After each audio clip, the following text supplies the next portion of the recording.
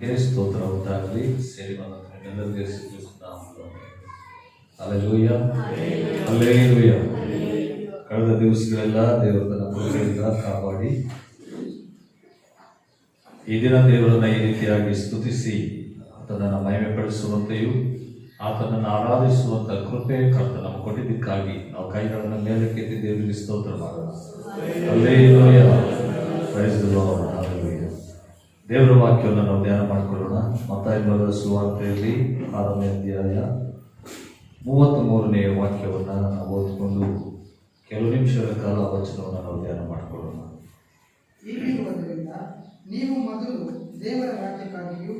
ನೀವು ಮೊದಲು ದೇವರ ರಾಜ್ಯಕ್ಕಾಗಿಯೂ ನೀತಿಗಾಗಿಯೂ ತವಕ ಪಡಿರಿ,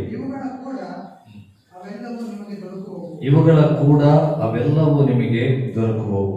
ಯೇಸು ಕ್ರಿಸ್ತನು 2000 ವರ್ಷಗಳ ಹಿಂದೆ ಲೋಕದಲ್ಲಿ ಜೀವಿಸ್ತಾ ಇರುವಂತಹ ದಿವಸಗಳಲ್ಲಿ ಸುವಾರ್ತೆಯನ್ನು ಸಾರುತ್ತಾ ಆತನು ಹೇಳಿದಂಥ ಮಾತುಗಳು ಇವತ್ತು ಇದ್ದು ನಾಳೆ ಇಲ್ಲದೆ ಇರುವಂತ ಆ ಹುಲ್ಲಿಗೆ ದೊಡ್ಡ ಅಲಂಕಾರವನ್ನು ದೇವರು ಕೊಟ್ಟಿದ್ದಾನೆ. ನಾವು ಅದಕ್ಕಿಂತ ಹೆಚ್ಚಿನವರು ಎಂಬುದಾಗಿ, ಹೆಚ್ಚಿನವರಾಗಿರುವಂತ ನಾವು ಏನು ತಿನ್ನೋಣ ಏನು ಕುಡಿಯೋಣ ಎಂಬುದಾಗಿ ಚಿಂತೆ ಮಾಡಬೇಡ್ರಿ, ಇವೆಲ್ಲವೂ ದೇವರು ನಿಮಗೆ ಅನುಗ್ರಹಿಸಬೇಕೆಂಬುದಾಗಿ ಎಲ್ಲ ಸಿದ್ಧ ಮಾಡಿದ್ದಾರೆ. ಆದರೆ ಮೊದಲು ದೇವರ ರಾಜ್ಯಕ್ಕಾಗಿ ನೀತಿಗಾಗಿ ತವಕ ಪಡ್ರಿ, ದೇವರ ರಾಜ್ಯವನ್ನ ಹುಡುಕಿರಿ ಎಂಬುದಾಗಿ ಈ ವಾಕ್ಯದಲ್ಲಿ ಯೇಸು ಕ್ರಿಸ್ತರು ಹೇಳ್ತಾ ಇದ್ದಾರೆ. ದೇವರ ರಾಜ್ಯವು ಹೊಂದುವಂತ ವ್ಯಕ್ತಿ, ದೇವರ ರಾಜ್ಯವನ್ನ ಕಂಡುಕೊಂಡಂತ ವ್ಯಕ್ತಿಗೆ ಅವೆಲ್ಲವೂ ಸಿಗುತ್ತದೆ. ಈ ಲೋಕದಲ್ಲಿ ಸಾಧಾರಣವಾಗಿ ಏನು ತಿನ್ನೋಣ, ಏನು ಕುಡಿಯೋಣ, ಏನು ಹೊಂದಿಕೊಳ್ಳೋಣ, ಯಾವ ರೀತಿ ನಾವು ಬದುಕೋಣ, ಇದಕ್ಕೆ ನಮ್ಮ ಅಗತ್ಯತೆಗಳು ಏನು, ಇದರ ಆಲೋಚನೆಗಳೇ ಮನುಷ್ಯನಿಗಿರುವಂಥದ್ದು.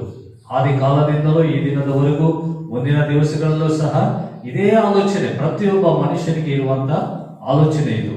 ಇಂಥ ಆಲೋಚನೆಗಳು ನಮ್ಮ ಜೀವಿತದಲ್ಲಿ ನೆರವೇರಬೇಕಾದ್ರೆ, ಇವುಗಳನ್ನ ನಾವು ಹೊಂದಿಕೊಳ್ಳಬೇಕಾದ್ರೆ, ಸಂತೃಷ್ಟಿ ಉಳ್ಳಂತ ಜೀವಿತವನ್ನ ನಾವು ಜೀವಿಸಬೇಕಾದ್ರೆ ಯೇಸು ಕ್ರಿಸ್ತನು ಹೇಳಿದ್ದು ಮೊದಲು ದೇವರ ರಾಜ್ಯವನ್ನ ಹುಡುಕಿರಿ, ಅದನ್ನ ಕಂಡುಕೊಳ್ಳಿರಿ. ದೇವರ ರಾಜ್ಯವನ್ನು ನಾವು ಕಂಡುಕೊಳ್ಳಬೇಕು. ಕಾರಣ ಏನಂದ್ರೆ ದೇವರ ರಾಜ್ಯದಲ್ಲಿ ಇದರ ಅಗತ್ಯತೆಗಳು ಇರುವುದಿಲ್ಲ. ಒಂದು ವೇಳೆ ಈ ಲೋಕದಲ್ಲಿ ದೇವರ ರಾಜ್ಯವುಳ್ಳವರಾಗಿ ನಾವಿದ್ದರೆ ಈ ಎಲ್ಲಾ ಅಗತ್ಯತೆಗಳನ್ನ ದೇವರೇ ತೀರಿಸ್ತಾರೆ. ಆ ರಾಜ್ಯಕ್ಕೆ ಸಂಬಂಧಪಟ್ಟಂತ ವ್ಯಕ್ತಿಗಳು ನಾವಾಗಿದ್ದರೆ ಆ ರಾಜ್ಯದಲ್ಲಿ ಸೇರಿದಂತ ನಮಗೆ ಎಲ್ಲ ಅಗತ್ಯತೆಗಳನ್ನ ದೇವರೇ ತೀರಿಸ್ತಾರೆ. ಆ ರಾಜ್ಯದ ನಾಯಕರು ಯೇಸು ಕ್ರಿಸ್ತನೇ ಆಗಿದ್ದಾನೆ. ಹಲ್ಲೆಲೂಯಾ. ಆದ ಕಾರಣ ಆ ರಾಜ್ಯವನ್ನ ಕಂಡುಕೊಳ್ಳಿರಿ ಎಂಬುದಾಗಿ ಯೇಸು ಕ್ರಿಸ್ತನ್ ಮಾತಾಡಿದ್ರು. ಆ ಸಂದರ್ಭಗಳಲ್ಲಿ ಆತನಿರುವಂತಹ ಆ ದಿನಗಳಲ್ಲಿ ಫರಿಸಾಯರು ಯೇಸು ಕ್ರಿಸ್ತನಿಗೆ ಈ ರಾಜ್ಯದ ಕುರಿತಾಗಿ ಒಂದು ಪ್ರಶ್ನೆಯನ್ನ ಕೇಳಿದ್ರು. ಲೂಕನ ಬರೆದ ಸುವಾರ್ತೆ 17ನೇ ಅಧ್ಯಾಯ ಅದರಲ್ಲಿ 20ನೇ ವಚನ. ದೇವರ ರಾಜ್ಯವು ಯಾವಾಗ ಬರುವುದೆಂದು ಫರಿಸಾಯರು ಆತನನ್ನ ಕೇಳಿದಾಗ ಪ್ರತ್ಯಕ್ಷವಾಗಿ ಬರುವಂತದಲ್ಲ,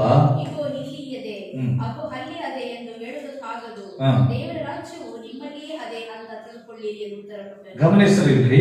ದೇವರ ರಾಜ್ಯವು ಯಾವಾಗ ಬರುತ್ತದೆ, ಇಂಥ ಉನ್ನತವಾದ ರಾಜ್ಯವು ಯಾವಾಗ ಬರುತ್ತದೆ, ಈ ರಾಜ್ಯವನ್ನ ನಾವು ಅನುಭವಿಸಬೇಕು, ಈ ರಾಜ್ಯದಲ್ಲಿ ನಾವು ಸೇರಬೇಕು, ಈ ರಾಜ್ಯವನ್ನ ನಾವು ಕಂಡುಕೊಳ್ಳಬೇಕು, ಈ ರಾಜ್ಯದಲ್ಲಿರುವಂತಹ ಎಲ್ಲ ಆಶೀರ್ವಾದಗಳನ್ನ ನಾವು ಹೊಂದಿಕೊಳ್ಳಬೇಕು. ಅದರಿಂದ ಈ ರಾಜ್ಯವು ಯಾವಾಗ ಬರುತ್ತೆ ಎಂಬುದಾಗಿ ಯೇಸು ಕ್ರಿಸ್ತನಿಗೆ ಪ್ರಶ್ನೆ ಮಾಡಿದ್ರು.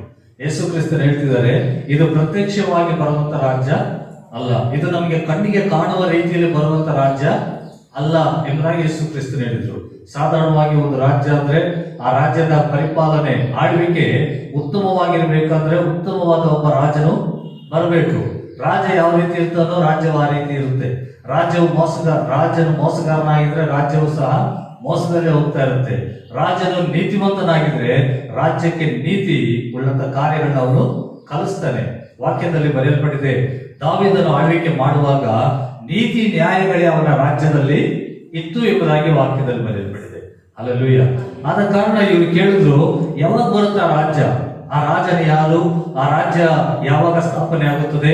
ಯಾವಾಗ ನಾವು ಈ ಅನ್ನ ವಸ್ತ್ರಗಳ ಕೊರತೆ ಇಲ್ಲದ ಹಾಗೆ, ಇನ್ನೊಬ್ಬರ ಮೇಲೆ ದ್ವೇಷ ಕೋಪಗಳಿಲ್ಲದ ಹಾಗೆ, ಇನ್ನೊಬ್ಬರನ್ನ ದೋಚಿಕೊಳ್ಳುವಂತ ಸಂಗತಿಗಳಿಲ್ಲದ ಹಾಗೆ, ಕೊರತೆಗಳಲ್ಲಿ ಜೀವಿಸುವಂತ ಸ್ಥಿತಿ ಇಲ್ಲದ ಹಾಗೆ, ಸಮಾಧಾನ, ಸಂತೋಷ, ತೃಪ್ತಿ ಇರುವಂತಹ ರಾಜ್ಯ ಯಾವಾಗ ಬರುತ್ತೆ ಎಂಬುದಾಗಿ ಪ್ರಶ್ನೆ ಮಾಡಿದಾಗ ಯೇಸು ಕ್ರಿಸ್ತನು ಹೇಳ್ತಾರೆ, ಅದು ಪ್ರತ್ಯಕ್ಷವಾಗಿ ಬರುವಂತದ್ದು ಅಲ್ಲ, ಅದು ನಿಮ್ಮ ಮಧ್ಯದಲ್ಲಿ ಇದೆ. ಹಲ್ಲೆಲೂಯಾ, ನಿಮ್ಮ ಮಧ್ಯದಲ್ಲೇ ಇದೆ. ಆ ದಿನಗಳಲ್ಲಿ ಫರಿಸಾಯರಿಗೆ ಅದು ಅರ್ಥ ಆಗ್ಲಿಲ್ಲ. ಈ ದಿನಗಳಲ್ಲೂ ತುಂಬಾ ಜನರಿಗೆ ದೇವರ ರಾಜ್ಯ ಎಲ್ಲಿದೆ ಅನ್ನೋದು ಅರ್ಥ ಆಗ್ತಾ ಇಲ್ಲ. ತುಂಬಾ ಜನ ತಿಳ್ಕೊಳ್ಳುವಂಥದ್ದು ಏನಂದ್ರೆ, ಒಂದು ರಾಜ್ಯ ನಮಗೋಸ್ಕರ ಇದೆ, ಆ ರಾಜ್ಯದಲ್ಲಿ ಅದಿರುತ್ತೆ ಇದಿರುತ್ತೆ, ಪ್ರತ್ಯಕ್ಷವಾದ ಒಂದು ಕನಸುಗಳನ್ನ ಕಾಣ್ತಿದ್ದಾರೆ. ಆದ್ರೆ ಪರೋಕ್ಷವಾಗಿ ಬರುವಂತ ಕಾರ್ಯಗಳನ್ನ ಗಮನಿಸ್ತಾ ಇಲ್ಲ. ದೇವರ ವಾಕ್ಯದಲ್ಲಿ ಬರೆಯಲ್ಪಟ್ಟಿದೆ, ಆ ರಾಜ್ಯವು ನಿಮ್ಮ ಮಧ್ಯದಲ್ಲೇ ಇದೆ. ಫರಿಸಾಯರು ಅಂತಿದ್ದಾರೆ, ಆ ರಾಜ್ಯ ಯಾವಾಗ ಬರುತ್ತೆ? ಯೇಸು ಕ್ರಿಸ್ತನು ಹೇಳ್ತಿದ್ದಾರೆ, ಆ ರಾಜ್ಯ ನಿಮ್ಮೊಳಗೇನೆ, ನಿಮ್ಮ ಮಧ್ಯದಲ್ಲೇ ಇದೆ. ಒಂದು ವೇಳೆ ನೀವು ಕಂಡುಕೊಂಡ್ರೆ ಇಲ್ಲೇ ಕಂಡುಕೊಳ್ಳಬಹುದು. ಆ ರಾಜ್ಯ ನೀವು ಹೊಂದಿಕೋಬೇಕಂದ್ರೆ ಇಲ್ಲೇ ಅದನ್ನ ಹೊಂದಿಕೋಬಹುದು. ಪರಲೋಕ ರಾಜ್ಯದ ಎಲ್ಲಾ ಸೌಕರ್ಯಗಳು ನೀವು ಭೂಲೋಕದಲ್ಲೇ ಅನುಭವಿಸಬಹುದು. ಪರಲೋಕ ರಾಜ್ಯದ ಸಂತೋಷವು ಭೂಲೋಕದಲ್ಲೇ ನೀವು ಅನುಭವಿಸಬಹುದು. ಪರಲೋಕ ರಾಜ್ಯದ ಒಂದು ಸಮಾಧಾನವು ಭೂಲೋಕದಲ್ಲಿ ನೀವು ಅನುಭವಿಸಬಹುದು. ಅಂತ ಒಂದು ರಾಜ್ಯವು ನಿಮ್ಮ ಮಧ್ಯದಲ್ಲೇ ಇದೆ. ಹಲ್ಲೆಲೂಯಾ. ಫರಿಸಾಯರು ಅದರ ಕುರಿತಾಗಿ ದೊಡ್ಡದಾಗಿ ಆಲೋಚನೆ ಮಾಡಲಿಲ್ಲ. ಇವರು ಏನೋ ಹೇಳ್ತಾ ಇದ್ದಾರೆ, ಅದು ನಿಮ್ಮ ಮಧ್ಯದಲ್ಲೇ ಇದೆ ಅಂತಿದ್ದಾರೆ, ಸರಿ ಈ ತಲೆನೋವು ಬೇಡ ಎಂಬುದಾಗಿ ಅವರು ತಮ್ಮ ಪಾಡಿಗೆ ತಾವು ಹೊರಟೋದ್ರು. ಆದ್ರೆ ಯೇಸು ಕ್ರಿಸ್ತನು ಆ ರಾಜ್ಯವು ಯಾವ ರೀತಿ ನಮ್ಮ ಮಧ್ಯದಲ್ಲಿ ಇರುತ್ತೋ ಸುವಾರ್ತೆಗಳಲ್ಲಿ ಸ್ಪಷ್ಟವಾಗಿ ಯೇಸು ಕ್ರಿಸ್ತನು ಮಾತಾಡಿದ್ರು.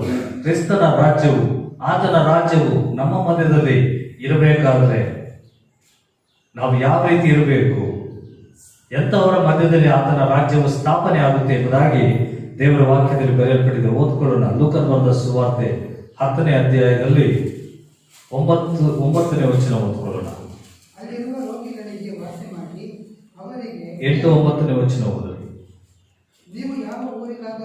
ಯಾವ ಊರಿಗಾದರೂ ಹೋದ ಮೇಲೆ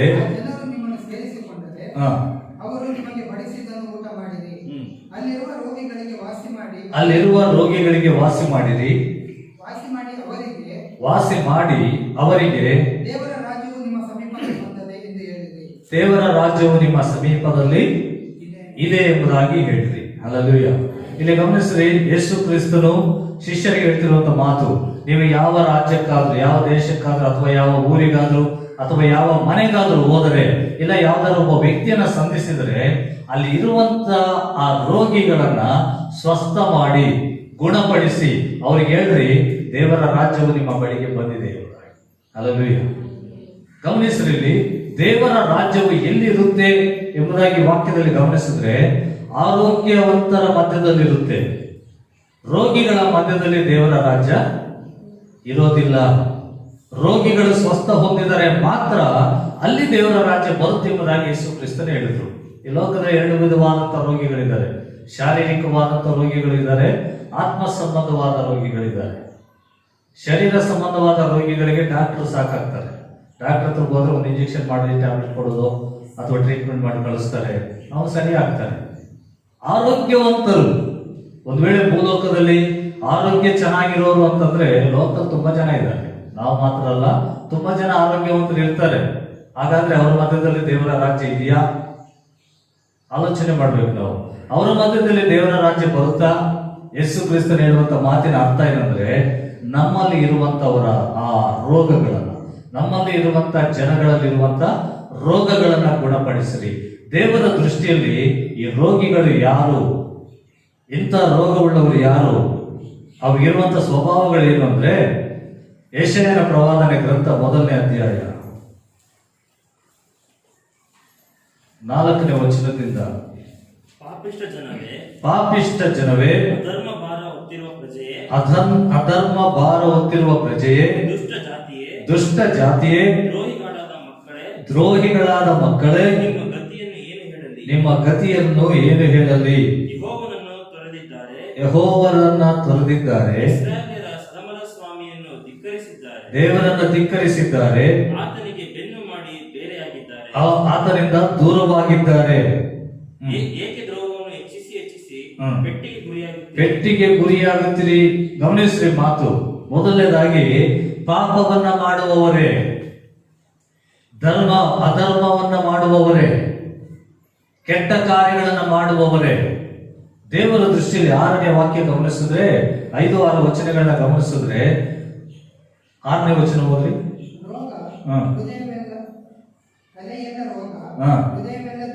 ಗಮನಿಸ್ರಿ, ತಲೆಯೆಲ್ಲ ರೋಗ, ಹೃದಯವೆಲ್ಲ ದುರ್ಬಲ. తెలుగులో ಬರೆಯಲ್ಪಟ್ಟಿದೆ, అరికాలు మొదలుకొని తల వరకు స్వస్థత కొంచెమైనను లేదు. ಯಾರು ರೋಗಿಗಳು ದೇವರ ದೃಷ್ಟಿಯಲ್ಲಿ? ಶಾರೀರಿಕವಾಗಿ ಡಾಕ್ಟರ್ ಹತ್ರಕ್ಕೆ ಹೋದ್ರೆ ಅನಾರೋಗ್ಯ ಇರೋನು ರೋಗಿ, ಆರೋಗ್ಯ ಕೆಟ್ಟವನು ರೋಗಿ. ಆದ್ರೆ ದೇವರ ದೃಷ್ಟಿಯಲ್ಲಿ ಶರೀರದ ಆರೋಗ್ಯ ಕೆಟ್ಟವನ ಅವನ ವಿಷಯದಲ್ಲಿ ದೇವರು ಮಾತಾಡ್ತಾ ಇಲ್ಲ. ಆತ್ಮ ಸಂಬಂಧವಾದಂತ ಅನಾರೋಗ್ಯ ಇರುವವನು. ಒಂದು ಉದಾಹರಣೆಗೆ ಗಮನಿಸಿದ್ರೆ, ಆ ಲಾಜರನು ಶರೀರದಲ್ಲಿ ಹುಣ್ಣುಗಳುಳ್ಳವನಾಗಿ ರೋಗಿಯಾಗಿದ್ದ. ಆದ್ರೆ ಅವನು ದೇವರಾಜ್ಯಕ್ಕೆ ಹೋದ ಎಂಬುದಾಗಿ ವಾಕ್ಯದಲ್ಲಿ ಬರೆಯಲ್ಪಟ್ಟಿದೆ. ಐಶ್ವರ್ಯವಂತನು ಆರೋಗ್ಯವಾಗಿದ್ದ, ಸಮೃದ್ಧಿಯಾಗಿ ಊಟ ಮಾಡ್ತಿದ್ದ, ಸಕಲ ಭೋಗಗಳಿಂದ ಅವನ ಅನುಭವಿಸ್ತಾ ಜೀವಿಸ್ತಾ ಇದ್ದ. ಅವನು ನರಕಕ್ಕೆ ಹೋದ ಎಂಬುದಾಗಿ ವಾಕ್ಯದಲ್ಲಿ ಬರೆಯಲ್ಪಟ್ಟಿದೆ. ಕಾರಣ ಏನು? ದೇವರು ಆಕಾಶದಿಂದ ಗಮನಿಸುವಾಗ ಭೂಲೋಕದಲ್ಲಿ ಜನರು ನೋಡಿದ್ರೆ ಲಾಜರನು ರೋಗಿ, ಈ ಐಶ್ವರ್ಯವಂತನು ಆರೋಗ್ಯವುಳ್ಳವನು. ಆದ್ರೆ ದೇವರು ಆಕಾಶದಿಂದ ನೋಡುವಾಗ ಆ ಲಾಜರನು ಆರೋಗ್ಯವಂತನಾಗಿದ್ದಾನೆ, ಈ ಐಶ್ವರ್ಯವಂತನು ರೋಗಿಯಾಗಿದ್ದಾನೆ. ರೋಗಿ, ಅವನಲ್ಲಿರುವಂತ ರೋಗ ಎಂಥದ್ದು? ಪಾಪ ಮಾಡುವಂತ ಸ್ವಭಾವ, ಪಾಪ ಮಾಡುವಂತ ಕಾರ್ಯಗಳು, ಪಾಪದ ಕಾರ್ಯಗಳು, ಪಾಪದ ಅಭ್ಯಾಸಗಳು. ಕೆಲವರು ಪಾಪಕ್ಕೆ ಅಭ್ಯಾಸವಾಗಿದ್ದಾರೆ. ಪಾಪ ಮಾಡದೆ ಅವರಿಗೆ ನಿದ್ದೆ ಬರಲ್ಲ, ಪಾಪ ಮಾಡದೆ ಅವರು ಜೀವನ ಮಾಡಲಿಕ್ಕೆ ಆಗೋದಿಲ್ಲ. ಇಂಥವರ ಮಧ್ಯದಲ್ಲಿ ದೇವರ ರಾಜ್ಯ ಇರೋದಿಲ್ಲ. ಇದು ಯೇಸು ಕ್ರಿಸ್ತನ ಹೇಳಿದಂತ ಮಾತು. ರೋಗಿಗಳನ್ನ ಸ್ವಸ್ಥಪಡಿಸಿರಿ. ಅದಕ್ಕೆ ಯೇಸು ಕ್ರಿಸ್ತನ ಈ ಲೋಕದಲ್ಲಿ ಸುವಾರ್ತೆ ಪ್ರಾರಂಭಿಸುವಾಗ ಮಾರ್ಕನ ಬರೆದ ಸುವಾರ್ತೆ 1ನೇ ಅಧ್ಯಾಯದಲ್ಲಿ, ದೇವರ ರಾಜ್ಯವು ಸಮೀಪವಾಯಿತು, ನೀವೆಲ್ಲರೂ ಮಾನಸಾಂತರ ಹೊಂದಿರಿ. ದೇವರ ರಾಜ್ಯ ಹತ್ತಿರ ಆಯಿತು, ನೀವು ಮನಸ್ಸನ್ನ ಬದಲಾಯಿಸಿಕೊಳ್ಳ್ರಿ. ದೇವರ ರಾಜ್ಯವನ್ನು ನೀವು ಹೊಂದಬೇಕಾದ್ರೆ ನಿಮ್ಮ ಹೃದಯಗಳು ಬದಲಾಗಬೇಕು, ನಿಮ್ಮ ಅಂತರಂಗದ ರೋಗಗಳು ವಾಸಿಯಾಗಬೇಕು, ನಿಮ್ಮಲ್ಲಿ ಪಶ್ಚಾತ್ತಾಪ ಬರಬೇಕು ಎಂಬುದಾಗಿ ಯೇಸು ಕ್ರಿಸ್ತರು ಮಾತಾಡ್ತಾ ಇದ್ದಾರೆ. Hallelujah, hallelujah. ಶರೀರದ ರೋಗಗಳಿಗಿಂತ ಆತ್ಮೀಕ ರೋಗ ದೇವರಿಂದ ನಮ್ಮನ್ನ ಅಗಲಿಸುವಂತದ್ದಾಗಿದೆ. ದೇವರ ರಾಜ್ಯಕ್ಕೆ ನಮ್ಮನ್ನ ದೂರ ಮಾಡುವಂತದ್ದಾಗಿದೆ. ಇಲ್ಲಿ ಪಾಪಿಷ್ಟ ಜನಾಂಗವೇ, ಹೋದ 4ನೇ ವಚನದಲ್ಲಿ, ಪಾಪಿಷ್ಟ ಜನವೇ, ಅಧರ್ಮ ಭಾರ ಹೊತ್ತಿದವರು, ಅಧರ್ಮವನ್ನ ಹೊತ್ತುಕೊಂಡವರು. ಅಧರ್ಮ ಭಾರ ಅಂದ್ರೇನು? ಅಧರ್ಮವನ್ನೇ ಅವರು ಹೊತ್ಕೊಂಡು, ಈಗ ರಾಜ್ಯ ಭಾರ ಅಂದ್ರೆ ರಾಜ್ಯವನ್ನ ಆಡಳಿತ ಮಾಡೋದು, ಅಧರ್ಮ ಭಾರ ಅಂದ್ರೆ ಅಧರ್ಮವನ್ನೇ ಇವರು ಆಡಳಿತ ಮಾಡೋದು, ಅಧರ್ಮವಾಗಿ ನಡ್ಕೊಳ್ಳೋರು. ಒಂದು ತೀರ್ಪು ಮಾಡಿದ್ರು ಅಧರ್ಮನೇ, ಅನ್ಯಾಯನೇ. ಒಂದು ನ್ಯಾಯ ತೀರಿಸ್ಬೇಕಂದ್ರೆ ಅನ್ಯಾಯನೇ ಮಾತಾಡೋದು, ಒಂದು ತೀರ್ಪು ಮಾಡ್ಬೇಕಂದ್ರೆ ಅನ್ಯಾಯವಾಗಿ ತೀರ್ಪು ಮಾಡೋದು. ಮೋಸದ ಕಾರ್ಯಗಳು, ವಂಚನೆಗಳು, ಅವರಿಗೆ ಇಷ್ಟ ಬಂದ ರೀತಿಯಲ್ಲಿ ತೀರ್ಪು ಮಾಡುವಂಥವ್ರು. ಅಧರ್ಮ ಕಾರ್ಯ, ಅಧರ್ಮ ಭಾರ ಹೊತ್ತಂಥವ್ರು. ಆಮೇಲೆ ದುಷ್ಟ ಜಾತಿ. ಯಾರೀ ದುಷ್ಟ ಜಾತಿ? ದುಷ್ಟ ಜಾತಿ ಅಂದ್ರೆ ಯೇಸು ಕ್ರಿಸ್ತನ ಹೇಳಿದ ಮಾತುಗಳ ಅರ್ಥ ದುಷ್ಟ ಸ್ವಭಾವ ಇರುವಂಥವ್ರು.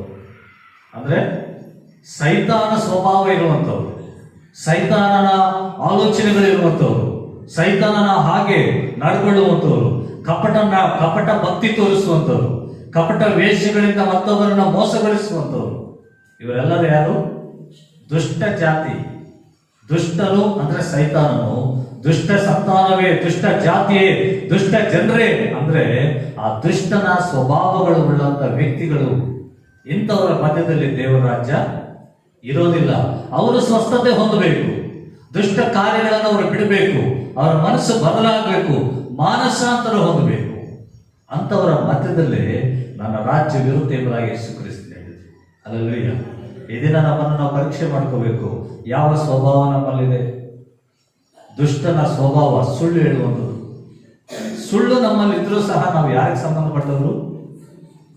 ಸೈತಾನನಿಗೆ ಸಂಬಂಧಪಟ್ಟವರು. ಅಂತವರ ಮಧ್ಯದಲ್ಲಿ ದೇವರ ರಾಜ್ಯ ಇರೋದಿಲ್ಲ. ಒಂದು ವೇಳೆ ನಾವು ಸಭೆಯಲ್ಲಿರ್ಬೋದು, ಒಂದು ವೇಳೆ ದೇವರ ರಾಜ್ಯವನ್ನು ಅನುಭವಿಸ್ತಾ ಇರುವಂತ ಆತ್ಮೀಯರ ಜೊತೆಲಿರ್ಬೋದು.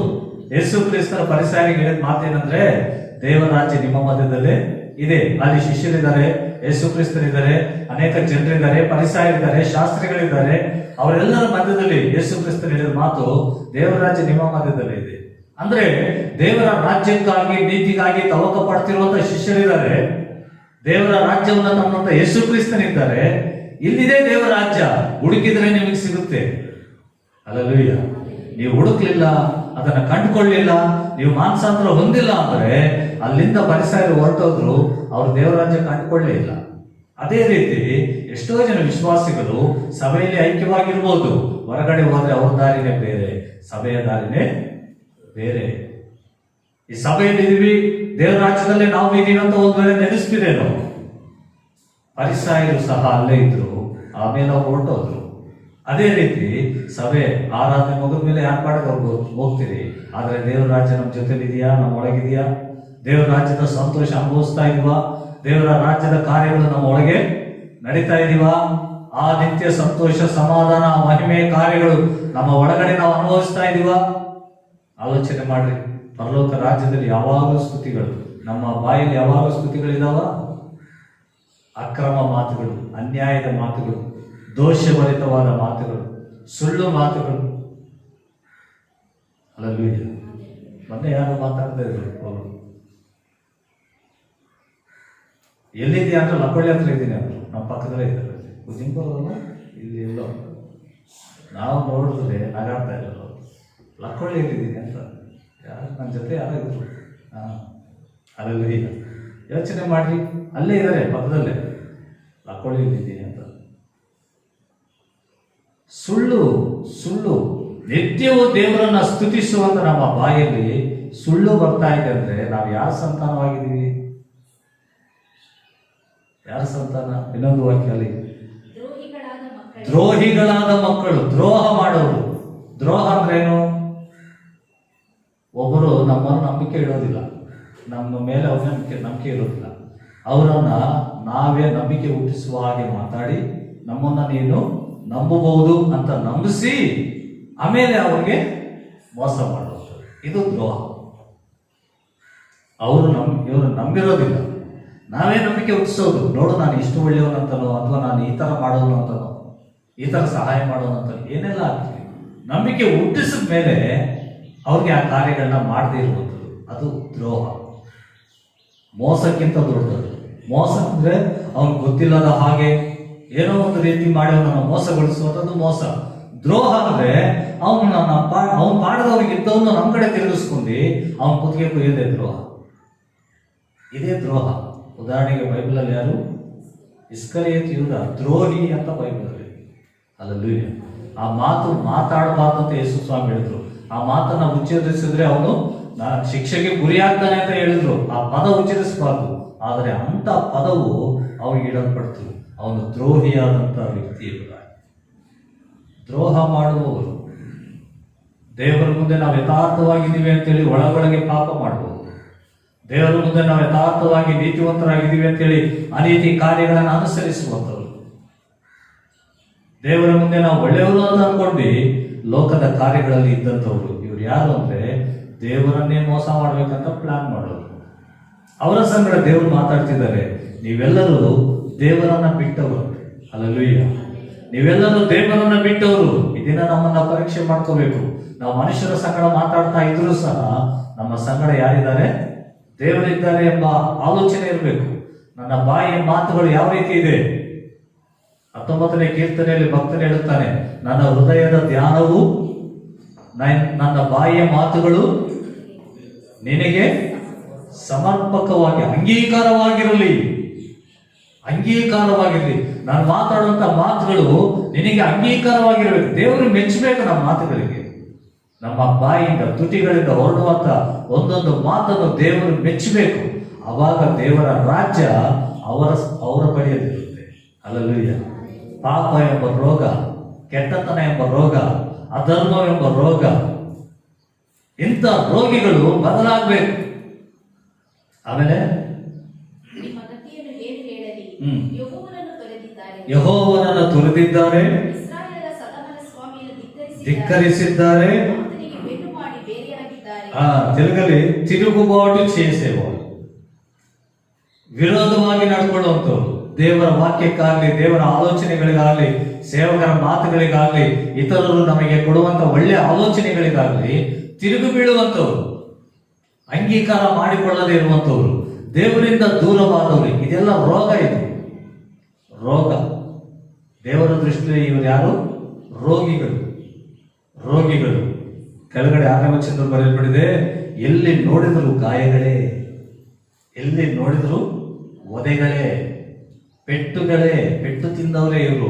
ಸ್ವಸ್ಥತೆ, ಸೌಖ್ಯವು ಸ್ವಲ್ಪವಾದರೂ ಇಲ್ಲದವರು. ಅವರ ಬಳಿಯಲ್ಲಿ ದೇವರ ರಾಜ್ಯವು ಇರೋದಿಲ್ಲ ಎಂಬ ಸಂಗತಿ ನಾವು ತಿಳ್ಕೋಬೇಕು. ಹಲ್ಲೆಲೂಯಾ. ಅಂತವರ ಮಧ್ಯದಲ್ಲಿ ದೇವರ ರಾಜ್ಯವು ಇರೋದಿಲ್ಲ.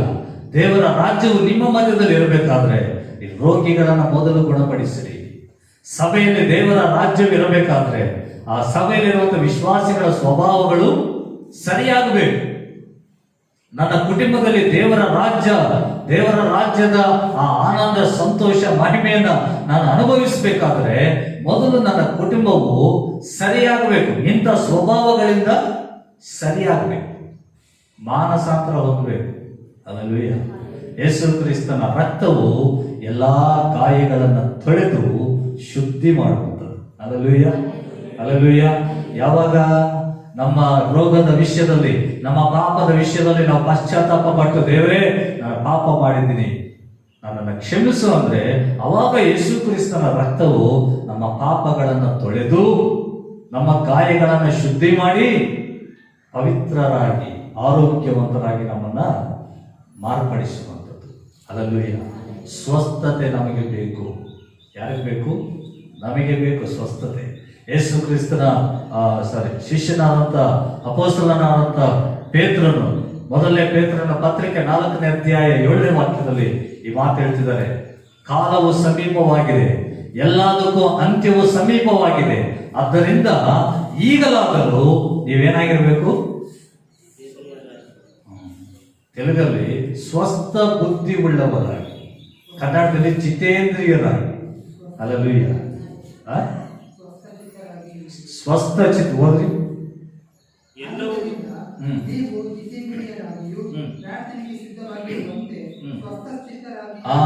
ಸ್ವಸ್ಥ ಚಿತ್ತರಾಗಿ ಯಾವ ರೀತಿ ಇರಬೇಕು?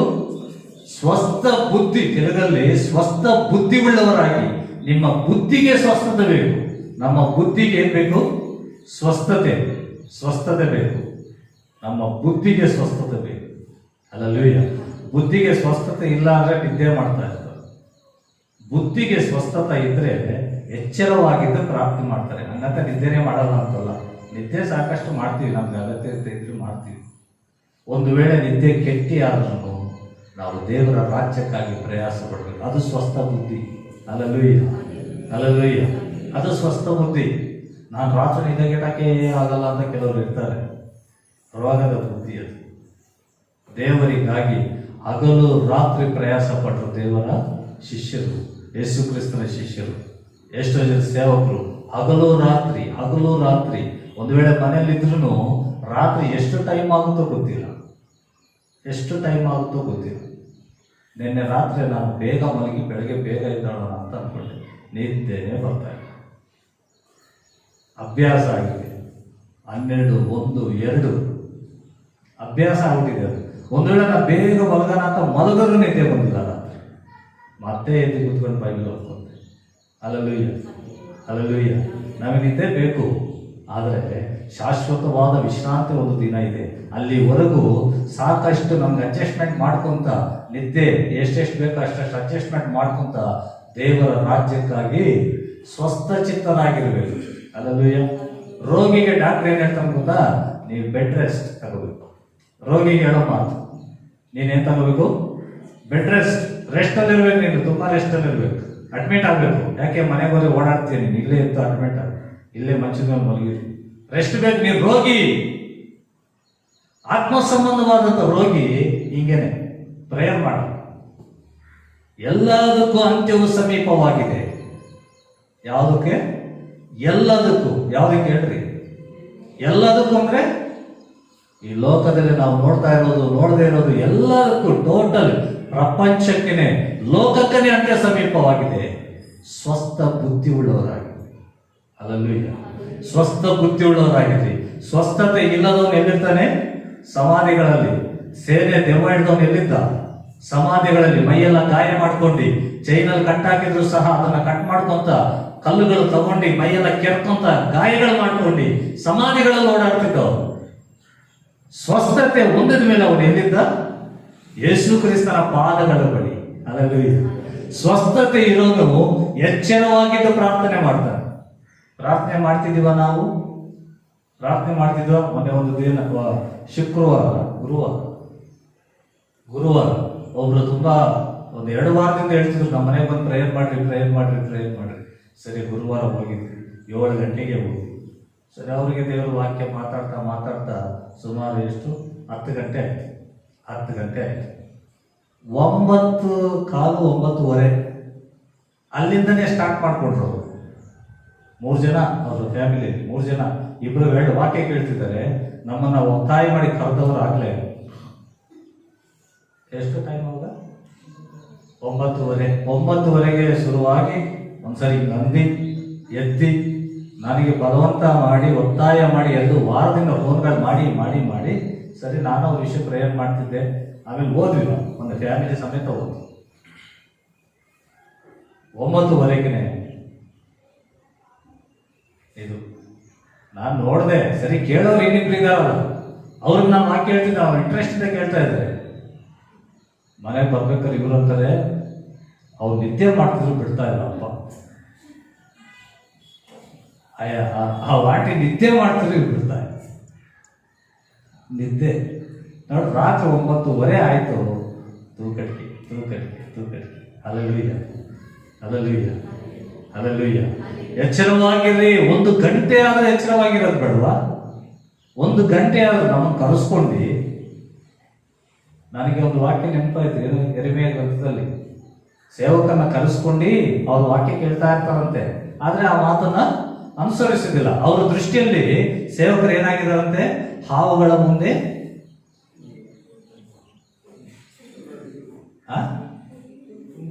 ಪುಂಗಿ, ಹಾವುಗಳ ಮುಂದೆ ಪುಂಗಿ ಓದಿರ್ತಾರ. ಹಾವು ಮಕ್ಕಳಿಗೆ ಹಾಡು ಹೇಳಿದ್ರೆ ಮಕ್ಳು ಏನ್ ಮಾಡ್ತವೆ? ಹಂಗೆ ನಿದ್ದೆ. ನಾವು ನಮ್ಮನ್ನು ಕರೆಸ್ಕೊಂಡಿದ್ದು ಯಾಕೆ? ಇವರು ಸರಿಯಾಗಿ ನಿದ್ದೆ ಬರ್ತಿಲ್ಲ ಸಾರ್, ಬಂದ್ರಿ ನೀವು ವಾಕ್ಯ ಹೇಳ್ತಾರೆ, ನಮಗೆ ಚೆನ್ನಾಗಿ ನಿದ್ದೆ ಅನ್ನಂಗಿತ್ತು. ಎಚ್ಚರವಾಗಿರೋದು ಬೇಡ, ದೇವರ ವಾಕ್ಯ ಕೇಳ್ತಾ ಇದ್ರಿ. ಅಪರೂಪಕ್ಕೆ ಬಂದಿದ್ದಾರೆ, ಅದು ಇಷ್ಟು ಸಾರಿ ಹೇಳಿದ್ರೆ ಅವ್ರ ಟೈಮ್ ಸಿಗ್ತಾರೆ. ಇವತ್ತು ಬಂದಿದ್ದಾರೆ. ನಮ್ಮನೆ ಪ್ರೇಯರ್ ಬಿಟ್ಟು ಹೋದ್ವಿ. 7 ಗಂಟೆ ಪ್ರೇಯರ್ ಬಿಟ್ಟು ಅಲ್ಲೇ ಪ್ರೇಯರ್ ಮಾಡ್ಕೊಳ್ಳೋಣ ಅಂತ ಫ್ಯಾಮಿಲಿ ಹೋದ್ವಿ. ನಿದ್ದೆ ಯೋಚನೆ ಮಾಡಿ. ಯೇಸು ಕ್ರಿಸ್ತರು ಹೇಳಿದ್ರು, 1 ಗಂಟೆ ಆದ್ರೆ ಎಚ್ಚರವಾಗಿರೋದು ಬೇಡ ನೀವು. 1 ಗಂಟೆ ಆದ್ರೆ ನಾವು ಬೇಗ ಮುಗಿಸಿ ಬರ್ಲಿಕ್ಕಿದ್ದೀವಿ. 1 ಗಂಟೆ ಇರ್ಲಿಕ್ಕೆ ಆಗಲಿಲ್ವಾ? ಬುದ್ಧಿಗೆ ಸ್ವಸ್ಥತೆ ಬೇಕು. ಹಲ್ಲೆಲೂಯಾ. ಬುದ್ಧಿಗೆ ಸ್ವಸ್ಥತೆ ಬೇಕು. ನಮ್ಮ ಬುದ್ಧಿ ಪ್ರೇಯರ್ ಮಾಡಬೇಕು ಅಂತ ಡಿಸೈಡ್ ಮಾಡ್ಕೊಂಡ್ರೆ ಆಟೋಮೆಟಿಕ್ ಆಗಿ ನಮ್ಮ ಬಾಡಿ ಪಿಕಪ್ ಆಗುತ್ತೆ. ಕೂತ್ಕೊಂತೀವಿ ನಾವು. ನಮ್ಮ ಬುದ್ಧಿನೇ ಪ್ರೇಯರ್ ಮಾಡ್ಲಿಕ್ಕೇನೆ ಬುದ್ಧಿ ಇಲ್ಲ ಅಂದ್ರೆ, ಬುದ್ಧಿ ಬರಲಿಲ್ಲ ಅಂದ್ರೆ, ನಮ್ಗೆ ಇಂಟ್ರೆಸ್ಟ್ ಬರ್ಬೇಕಾದ್ರೆ ಏನ್ ಬರ್ಬೇಕು? ಬುದ್ಧಿಯಲ್ಲಿ ಒಂದು ಡಿಸೈಡ್ ಬರಬೇಕು.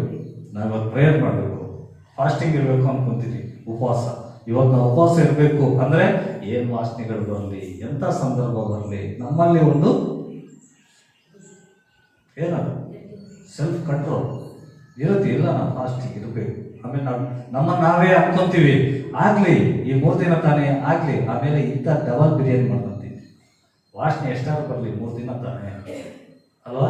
ನಮ್ಮನ್ನು ನಾವೇ ಅಡ್ಜಸ್ಟ್ ಮಾಡ್ಕೊತೀವಿ. ಕಾರಣ ಏನಂದ್ರೆ ನಾವು ಡಿಸೈಡ್ ಆಗಿದ್ದೀವಿ, ನಾವು ಯೋಚನೆ ಮಾಡಿದ್ದೀವಿ, ನಾವು ನಮ್ಮ ಬುದ್ಧಿ, ನಮಗೆ ಬುದ್ಧಿ ಬಂದಿದೆ. ಹೆಂಗೆ ಹೇಳಬೇಕು? ನಮಗೆ ಅದ್ರ ಮೇಲೆ ಅದು ಮಾಡಬೇಕು ಅಂತ ನಮ್ಗೆ ಇಷ್ಟ ಆಯ್ತು, ಅದಕ್ಕೋಸ್ಕರ ನಾವು ಕೂತ್ಕೊಂತೀವಿ. ಅದಕ್ಕೇನೆ ಬುದ್ಧಿಗೆ ಸ್ವಸ್ಥತೆ ಬರಬೇಕು ಫಸ್ಟ್. ಇವತ್ತು ನೈಟ್ ನಾವು ಪ್ರೇಯರ್ ಮಾಡಬೇಕು ಅಂತ ಅನ್ಕೊಂಡ್ರೆ ಆ ರಾತ್ರಿ ಪ್ರೇಯರ್ ಮಾಡಲಿಕ್ಕೆ ನಮಗೆ ಬುದ್ಧಿ ಇರಬೇಕು, ನಮ್ಗೆ ಆ ಮನಸ್ಸು ಬರಬೇಕು.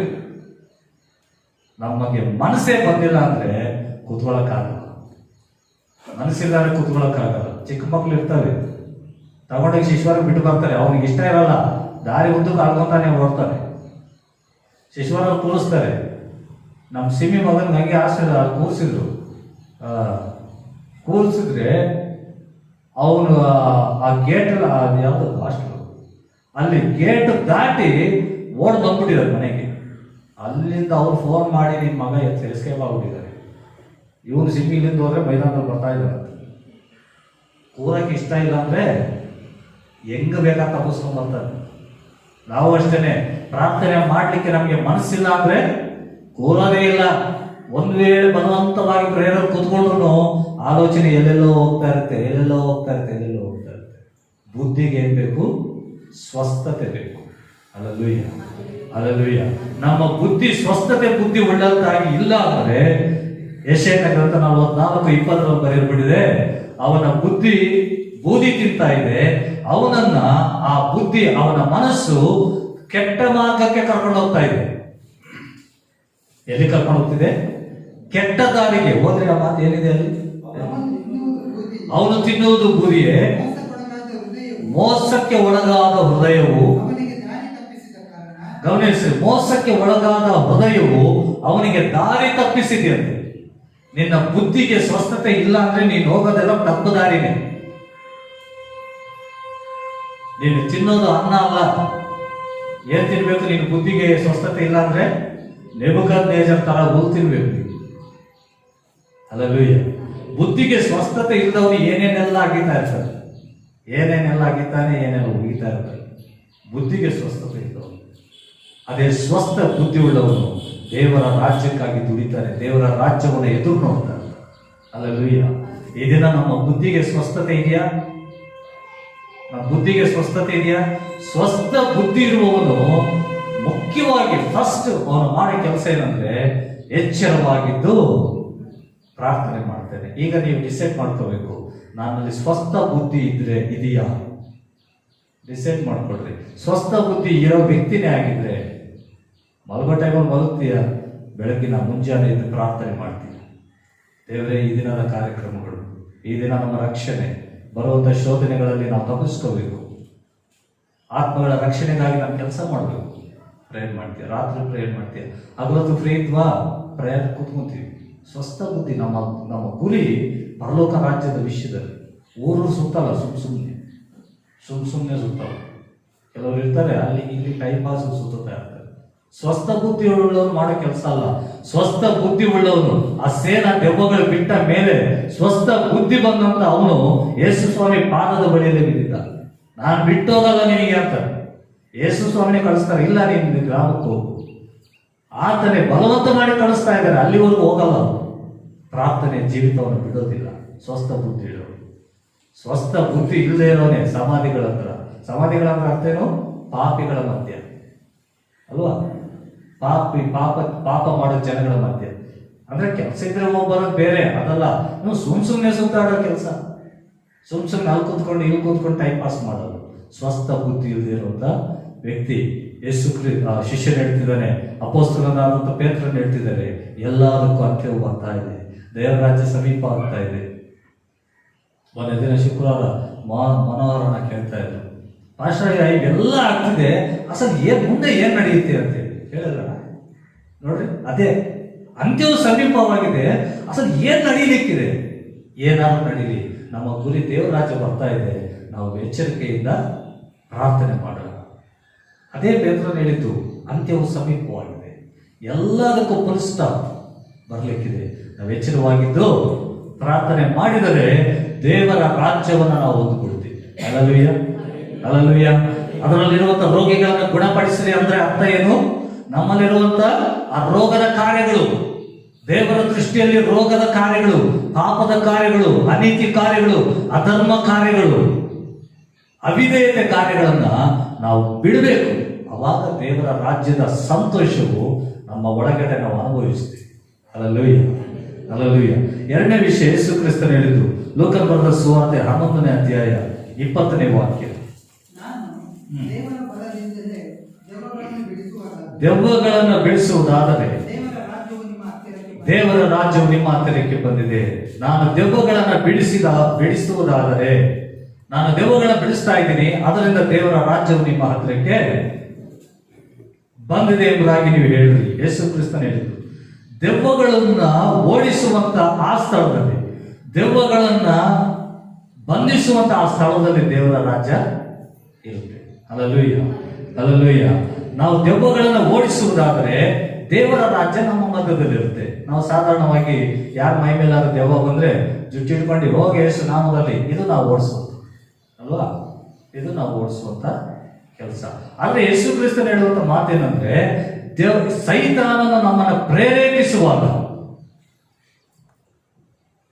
ಯಾಕೋಬನ ಪತ್ರಿಕೆ 4:7 ಬರೆಯಲ್ಪಟ್ಟಿದೆ ಏನಂತ, ಸೈತಾನನನ್ನ ಎದುರಿಸಿರಿ, ಅವನು ನಿಮ್ಮಿಂದ ಓಡಿ ಹೋಗುತ್ತಾನೆ. ಸೈತಾನನನ್ನ ಎದುರಿಸಿರಿ, ಎದುರಿಸಿದ್ರೆ ಬ್ಯಾ ಅಂತ ಎದುರಿಸೋದಲ್ಲ, ಎದುರಿಸಿರಿ ಅಂದ್ರೆ ಅವನ ವಿರುದ್ಧವಾಗಿ ನಾವು ಹೋರಾಡಬೇಕು. ಅವನ ಆಲೋಚನೆಗೆ ನಾವು ವಿರುದ್ಧವಾಗಿ ಹೋರಾಡಬೇಕು. ಅವನ ಕುತಂತ್ರಗಳಿಗೆ ನಾವು ವಿರುದ್ಧವಾಗಿ ಹೋರಾಡಬೇಕು. ಅವನ ಪ್ಲಾನಿಗೆ ನಾವು ವಿರುದ್ಧವಾಗಿ ಹೋರಾಡುವಂಥದ್ದು, ಅದು ಎದುರಿಸುವಂಥದ್ದು. ಹಲ್ಲೆಲೂಯಾ. ವಿರೋಧವಾಗಿ ಎದುರಿಸಿರಿ, ಅವನು ನಿಮ್ಮಿಂದ ಓಡಿ ಹೋಗುತ್ತಾನೆ. ಆಗ ದೇವರ ರಾಜ್ಯವು ನಿಮ್ಮ ಮಧ್ಯದಲ್ಲಿ ಇರುತ್ತೆ. Hallelujah, hallelujah. ಯಾವ ರೀತಿ ಯೇಸು ಕ್ರಿಸ್ತನ ಲೋಕದಲ್ಲಿ ಜೀವಿಸ್ತಾ ಇರುವಾಗ ಆತನು 40 ದಿವಸಗಳ ಕಾಲ ಉಪವಾಸ ಇತ್ತು. ಅದಾದ ನಂತರ ಸೈತಾನನು ಬರ್ತಾನೆ, ಅನೇಕ ವಿಧವಾಗಿ ಪ್ರೇರೇಪಿಸ್ತಾ ಇದ್ದಾನೆ. ಏನಂತ, ಈ ರೊಟ್ಟಿನ ಕಲ್ಲನ್ನು ರೊಟ್ಟಿದಾರ ಮಾಡ್ಕೊಡ್ತೀನಿ, ಈ ದೇಶ ಈ ಲೋಕವೆಲ್ಲ ನೀನು ಕೊಡ್ತೀನಿ, ನಾನು ನಮಸ್ಕಾರ ಮಾಡು, ಮೇಲಿಂದ ದುಂಕು ದೇವ್ರ ನಿಮ್ಮನ್ನ ಎತ್ತಿ ಹಿಡಿತೀನಿ ಅಂತ ಬೈಬಲ್ ಅಲ್ಲಿ ಹೇಳಿದ್ರಲ್ಲ. ಪ್ರೇರೇಪಿಸ್ತಾ ಇರೋದು. ಯೇಸು ಕ್ರಿಸ್ತನ ಹೇಳಿದ್ರು, ಸೈತಾನನೇ ತೊಲಗು ಇಲ್ಲಿಂದ, ನಿನ್ನ ದೇವರಾದ ಯೆಹೋವನಿಗೆ ಮಾತ್ರ ನೀನು ಸೇವೆ ಮಾಡು, ಆರಾಧನೆ ಮಾಡು. ಹಲ್ಲೆಲೂಯಾ. ಎದುರಿಸುವಂತ ವಿಧಾನ ಇದು. ಎದುರಿಸೋದಂದ್ರೆ ಅವನ ಎದುರುಗಡೆ ಬಂದು ನಿಂತ್ಕೊಂಡು ಬಾಲಾಗಮ್ಮ ಈ ಕೊಂಬು ತೋರಿಸೋದಲ್ಲ. ಇದು ನಮ್ಮ ಒಳಗೆ ಪ್ರೇರೇಪಣೆ ಉಂಟು ಮಾಡುವಂಥವ್ನು. ಕಣ್ಣಿಗೆ ಕಾಣೋದಿಲ್ಲ, ಕಾಣಿಸಿದ್ರೆ ಏನಾದ್ರು ಪ್ಲಾನ್ ಮಾಡೋಣ. ಕಾಣಿಸಿದ್ರೆ ಈ ದಿನಗಳು ಏನ್ ಮಾಡ್ತಿದ್ದಾರೆ, ಪ್ಲಾನ್ ಮಾಡ್ತಾರೆ. ಏನ್ ಪ್ಲಾನ್? ಯಾವನ ಮಂತ್ರವಾದಿ ಕರ್ಕೊಂಬಂದು ಚೆನ್ನಾಗಿ ಚೆಡಿ ಇಟ್ಕೊಂಡು ಕೊಡಿಸ್ತಾ ಇದ್ರು ಅವ್ರಿಗೆ. ಇದು ಕಾಣಿಸಿದ್ರೆ ಮಾಡುವಂತ ಕಾರ್ಯ. ದೆವ್ವಗಳು ಕಾಣಿಸಿದ್ರೆ ಈ ಕೆಲಸ ಮಾಡ್ತಾರೆ ತುಂಬಾ ಜನ. ನಾವು ಪ್ರೇಯರ್ ಮಾಡ್ತಿದ್ವಿ, ಬೇರೆಯವರು ಆ ಕೆಲಸಗಳು ಮಾಡ್ತಿದ್ದಾರೆ. ಆದ್ರೆ ನಮ್ಮಲ್ಲೇ ಪ್ರೇರೇಪಿಸುವಂಥವ್ರು ನಮ್ಮನ್ನು ಪ್ರೇರೇಪಿಸ್ತಾನವನು. ಬೈಬಲಲ್ಲಿ ಅನಾನಿಯ ಸಫೀರ, ಅಪೊಸ್ತಲರ ಕೃತ್ಯ 5ನೇ ಅಧ್ಯಾಯದಲ್ಲಿ ಅನಾನಿಯ ಮತ್ತು ಸಫೀರರು ಇವರಿಬ್ಬರು ಒಳ್ಳೆ ವಿಶ್ವಾಸಿಗಳೇ, ಒಳ್ಳೆ ಸಮರ್ಪಣೆ ಇರೋದೆ. ತಮಗಿರುವಂತ ಹೊಲವನ್ನ ಮಾರಿ ಅಪೊಸ್ತಲರ ಬಳಿಗೆ ಆ ಹಣವನ್ನು ತಂದಿಟ್ಟು ನಾವು ಸೇವೆಯಲ್ಲಿ ಮುಂದೆ ಸಾಗಬೇಕೆಂಬ ಒಂದು ದೃಢ ತೀರ್ಮಾನ ಮಾಡಿಕೊಂಡಂತ ಒಂದು ಕುಟುಂಬ. ಅವರ ತೀರ್ಮಾನ ನೋಡಿದ್ರೆ ಅವರು ಒಳ್ಳೆ ಕುಟುಂಬನೇ, ಆತ್ಮೀಯ ಕುಟುಂಬ. ಆದ್ರೆ ಏನಾಯ್ತಂತೆ ಅಲ್ಲಿ 5ನೇ ಅಧ್ಯಾಯದಲ್ಲಿ 3ನೇ ವಾಕ್ಯದಲ್ಲಿ ಬರೆಯಲ್ಪಟ್ಟಿದೆ,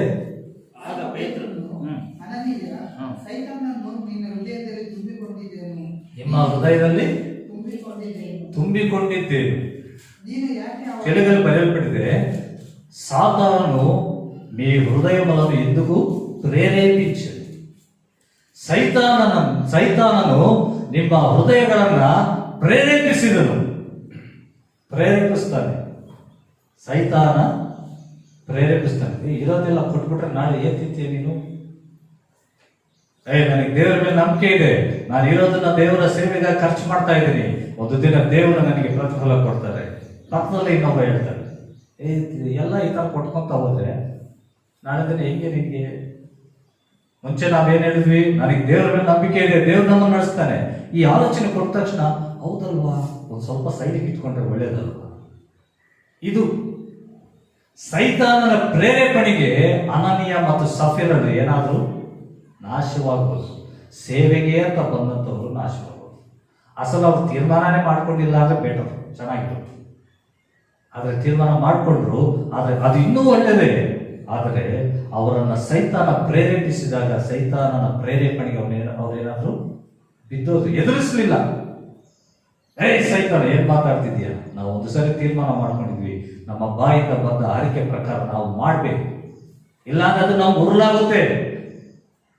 ಪ್ರಸಂಗಿ ಪುಸ್ತಕ 5ನೇ ಅಧ್ಯಾಯದಲ್ಲಿ ಬರೆಯಲ್ಪಟ್ಟಿದೆ, ನಿನ್ನ ಬಾಯಿಂದ ಏನ್ ಬರುತ್ತೋ ಆ ಪ್ರಕಾರ ಮಾಡ್ಲಿಕ್ಕೆ ನೀನು ತಡ ಮಾಡಬೇಡ. ಒಂದ್ ವೇಳೆ ತಡ ಮಾಡದೆ ಅದು ನಿನಗೆ ಉರುಳಾಗುತ್ತೆ. ಅದರಿಂದ ನೀನು ಶ್ರಮೆ ಪಡ್ತೀಯ, ಅದರಿಂದ ನೀನು ಬಾಧೆಗೊಳಗಾಗ್ತೀಯ. ನಿನ್ನ ಆಲೋಚನೆ ಏನಿದೆಯೋ ತಕ್ಕ ಕಾಲದಲ್ಲಿ ಆ ಆಲೋಚನೆಯನ್ನು ನೀನು ನೆರವೇರಿಸಲೇಬೇಕು. ಯಾಕಂದ್ರೆ ನೀನು ಒಳಗಡೆ ಬಂದಂತ ಆಲೋಚನೆ ಅದು, ನೀನು ಮಾಡ್ಕೊಂಡ ತೀರ್ಮಾನ ಅದು. ಆದ್ರೆ ಇವ್ರು ಏನ್ ಮಾಡಿದ್ರು? ಹೌದಲ್ವಾ, ಒಳ್ಳೆ ಐಡಿಯಾ, ಸ್ವಲ್ಪ ಬಚ್ಚಿಟ್ಕೊಳ್ಳೋಣ ಅಂತ ಬಚ್ಚಿಟ್ಕೊಂಡ್ರು. ದೇವರು ತನ್ನ ಬಚ್ಚಿಟ್ಕೊಳ್ಳಿಕ್ಕೆ ಅವನು ನಿನ್ನನ್ನು ಪ್ರೇರೇಪಿಸ್ತಾನೆ. ನಿನ್ನ ತೀರ್ಮಾನಕ್ಕೆ ಅವನು ತಡೆ ಮಾಡ್ತಾನೆ. ಎಲ್ಲ ಈ ತರ ಕೊಟ್ಕೊಂತ ಹೋದ್ರೆ ಹಿಂಗೆ ನಾಳೆ ದಿನ ನಮ್ಮ ಭವಿಷ್ಯತ್ತೇನು? ಅವನು ನಿನ್ನನ್ನು ತಡೆ ಮಾಡ್ತಾನೆ. ಹಲ್ಲೆಲೂಯಾ. ಅಪೊಸ್ತಲನಾದ ಪೌಲನು ತನ್ನನ್ನು ತಾನೇ ಸಮರ್ಪಿಸಿಕೊಂಡಂತೆ. ಬರೀ ದುಡ್ಡನ್ನೇ ಅಲ್ಲ, ಆಸ್ತಿಯನ್ನ ಸಮರ್ಪಿಸಿ ತನ್ನನ್ನು ತಾನು ಸಹ ಸಮರ್ಪಿಸಿಕೊಂಡ. ಸೈತಾನ ಎಷ್ಟು ಪ್ರೇರೇಪಣೆಗಳು ಅವನು ಕೊಟ್ಟರು ಸಹ ಅವನು ಅದಕ್ಕೆ ವಿಧೇಯನಾಗದೆ ದೇವರು ಕೊಟ್ಟಂತಹ ದರ್ಶನಕ್ಕೆ ವಿಧೇಯನಾಗಿ ಮುಂದೆ ಸಾಗ. ಹಲ್ಲೆಲೂಯಾ. ಆತನ ಹೇಳ್ತಾನೆ, ನನಗೋಸ್ಕರ ಜೀವವೆಂಬ ಜಯಮಾಲೆಯು ಇಡಲ್ಪಟ್ಟಿದೆ. Hallelujah, hallelujah. ಅಪವಾದಿಯನ್ನು ಎದುರಿಸ್ರಿ, ಸೈತಾನನ ಎದುರಿಸ್ರಿ. ಸೈತಾನನನ್ನ ಎದುರಿಸ್ರಿ ಅಂದ್ರೆ ಸೇವಕರನ್ನು ಎದುರಿಸ್ತಾರೆ. ಈ ತರ ಎಲ್ಲ ಹೇಳಿದ್ರೆ ನಿನಗೆ ಟ್ರಾನ್ಸ್ಫರ್ ಮಾಡೋದು ಅಲ್ವಾ? ಸೇವಕರನ್ನು ಎದುರಿಸೋದು. ಈ ತರ ಎಲ್ಲ ಮಾತಾಡಿದ್ರೆ ಚರ್ಚೆಗೆ ಬರಲ್ಲ. ಸೇವಕರನ್ನ ಎದುರಿಸೋದು, ಅಪವಾದಿಯನ್ನು ಎದುರಿಸ್ರಿ. ಯೇಸು ಕ್ರಿಸ್ತನ ಒಂದು ಸಾರಿ ಹೇಳ್ತಾರೆ, ನನ್ನನ್ನು ಶಿಲುಬೆಗೆ ಹಾಕ್ತಾರೆ, ನಾನು ಸತ್ತೋಗಿ ತಿರುಗಿ ಎದ್ದು ಬರ್ತೀನಿ ಅಂತ ಹೇಳಿದ್ರೆ ಪೇತ್ರ ಹೇಳ್ತಾರೆ ಸೈಡಲ್ಲಿ, ಕರ್ತನೇ ಆ ರೀತಿ ನಿನಗೆ ಯಾವತ್ತಿಗೂ ಆಗಬಾರದು. ನೋಡ್ರಿ, ದೇವರ ಚಿತ್ತ ಯೇಸು ಕ್ರಿಸ್ತನ ಶಿಲುಬೆ ಮರಣವನ್ನ ಅನುಭವಿಸಬೇಕು. ಅದೇ ನನ್ನ ತಂದೆ ಚಿತ್ತ, ನನ್ನ ತಂದೆ ಉದ್ದೇಶ, ಅದಕ್ಕೆ ನಾನು ಬಂದಿದ್ದೇನೆ ಅಂತ ಯೇಸು ಸ್ವಾಮಿ ಹೇಳಿದ್ರೆ ಪಕ್ಕದಲ್ಲಿ ಪೇತ್ರ ಹೇಳ್ತಾನೆ, ಆ ರೀತಿ ಆಗಬಾರದು. ನಮ್ಮನ್ನು ಅಂತ ಪ್ರೇರೇಪಣೆಯಿಂದ ಪ್ರೇರೇಪಿಸೋರು ತುಂಬಾ ಜನ ಇರ್ತಾರೆ. ನಮ್ಮನ್ನು ಅಂದ್ರೆ ಎಲ್ಲರೂ ವಿಶ್ವಾಸಿಗಳು. ಈಗ ಪೇತ್ರ ಯಾರು? ಆ 12 ಜನ ಶಿಷ್ಯರಲ್ಲಿ ಟಾಪ್ 1, ನಂಬರ್ 1. ಯೇಸು ಸ್ವಾಮಿ ಅದು ಮುಂಚೆನೆ ಹೇಳಿದ್ರು, ಈಗ ಪೇತ್ರನೇ, ಈ ನಿನ್ನ ಮೇಲೆ ನಾನು ಸಭೆಯನ್ನು ಕಟ್ತೀನಿ, ಪಾತಾಳ ಲೋಕದ ಬಾಗಿಲುಗಳು ಅದರ ಮುಂದೆ ನಿಲ್ಲೋದಿಲ್ಲ. ನೀನು ಪೇತ್ರನು, ನಿನ್ನ ಮೇಲೆ ನಾನು ಸಭೆಯನ್ನು ಕಟ್ತೀನಿ. ಯೋಚನೆ ಮಾಡ್ರಿ, ಫೌಂಡರ್ ಆತನೇ ಆಗ್ಬಿಟ್ಟೆ.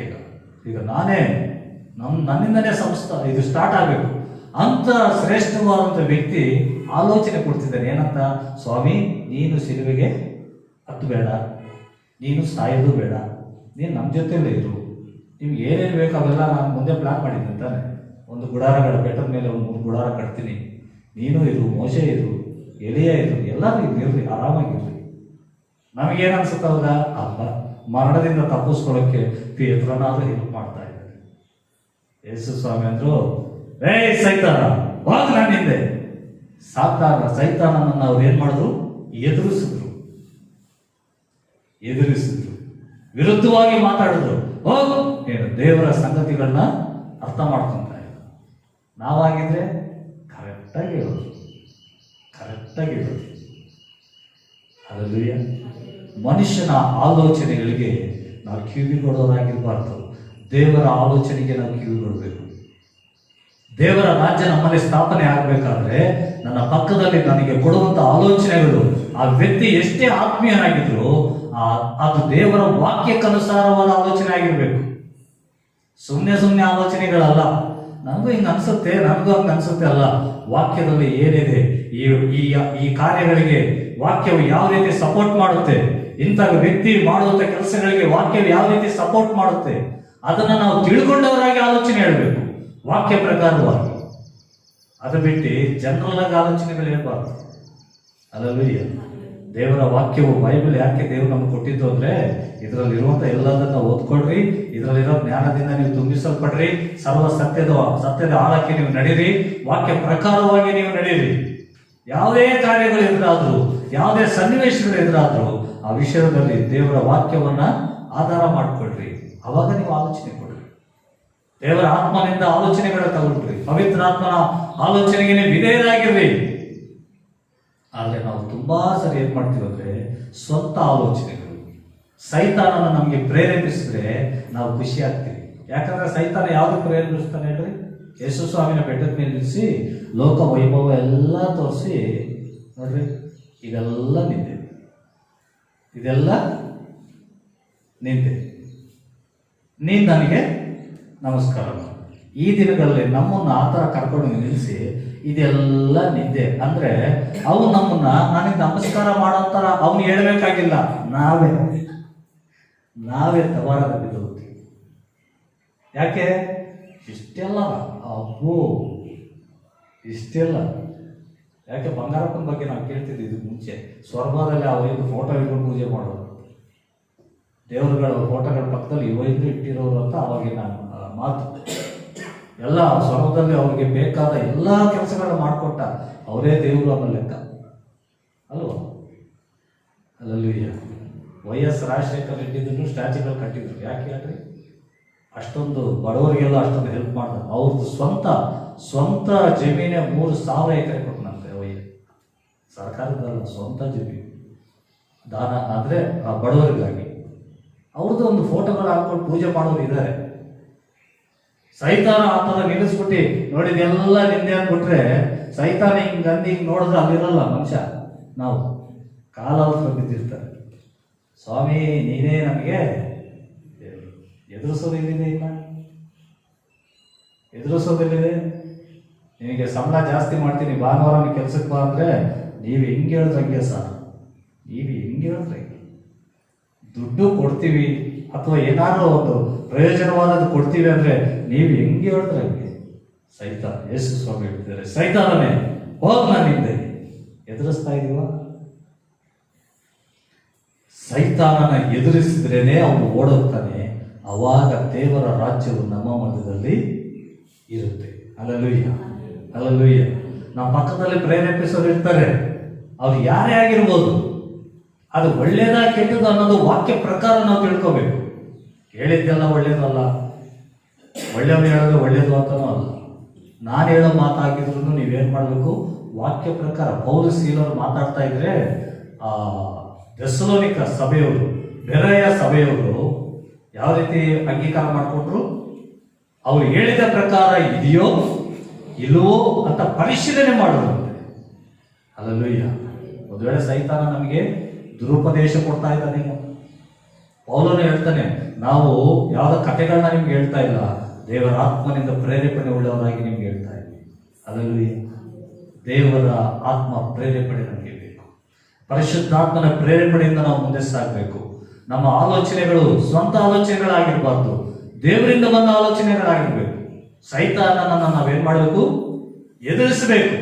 ಅವನಿಗೆ ವಿರೋಧವಾಗಿ ನಾವು ಹೋರಾಡಬೇಕು.